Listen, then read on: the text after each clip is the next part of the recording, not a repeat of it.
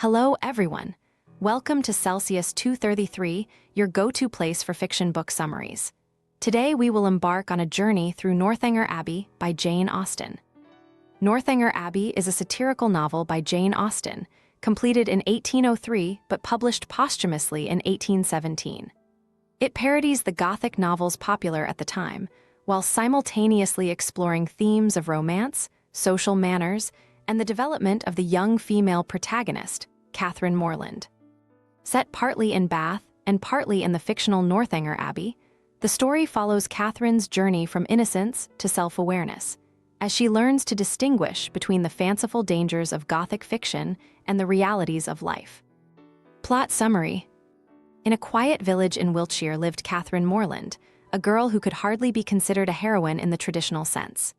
The daughter of a clergyman and part of a large, ordinary family, she grew up rather plain, fond of outdoor sports, and showed little interest in accomplishments like music or drawing. Yet as she grew older, Catherine's features softened, and at 17, she was almost pretty, full of youthful energy and eager for adventure. Despite her sheltered life, she harbored dreams fed by the Gothic novels she devoured, especially tales filled with mystery and suspense. Her opportunity for adventure came when family friends, Mr. and Mrs. Allen, invited her to accompany them to Bath, a bustling city known for its social scene. Catherine, excited by the prospect of new experiences, eagerly accepted. Upon arriving in Bath, she found herself enraptured by the excitement of balls, assemblies, and promenades, though her initial experiences were rather lonely, for she had no acquaintances. That changed when Catherine met Isabella Thorpe, a lively and outgoing young woman who quickly became her intimate friend. Isabella, like Catherine, was an avid reader of Gothic novels, and the two bonded over their shared love of these thrilling tales. Through Isabella, Catherine also became acquainted with her brother, John Thorpe, a brash and self-assured young man who took an immediate interest in her. John's loud boasting and selfish nature, however, did little to endear him to Catherine, though she did not yet realize the depths of his insincerity. It was not long before Catherine's path crossed that of another young man, Henry Tilney, whose wit, charm, and intelligence made a lasting impression on her. Unlike the overbearing John, Henry engaged Catherine in light-hearted conversations, often teasing her gently about her Gothic sensibilities. Catherine quickly found herself captivated by him. Soon after, she was introduced to Henry's sister, Eleanor, a quiet, thoughtful young woman with whom Catherine formed a deep and sincere friendship. As Catherine spent more time in Bath, her attachment to the Tilneys grew, and she was delighted when General Tilney, the father of Henry and Eleanor, invited her to stay with them at their home, Northanger Abbey.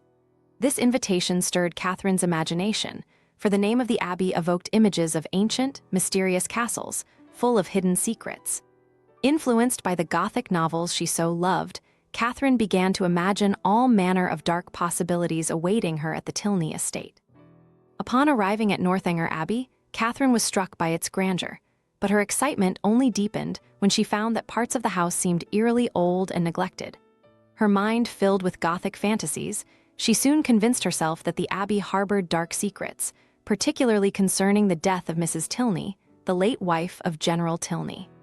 Catherine suspected the general of having played a sinister role in her death, imagining hidden chambers and tragic secrets. One night, unable to resist her curiosity, Catherine explored Mrs. Tilney's former quarters, searching for evidence of foul play. However, she found nothing but mundane explanations for everything she had imagined. When Henry discovered her snooping, he was both amused and dismayed by her wild theories. With kindness but firmness, he explained that his mother had died of natural causes and that his father, while strict and materialistic, was not the villain Catherine had imagined. Mortified by her own foolishness, Catherine realized how her imagination, fueled by novels, had led her astray. As Catherine grappled with her embarrassment, another shock awaited her. General Tilney, who had previously treated her with great hospitality, suddenly and unceremoniously ordered her to leave Northanger Abbey and return home.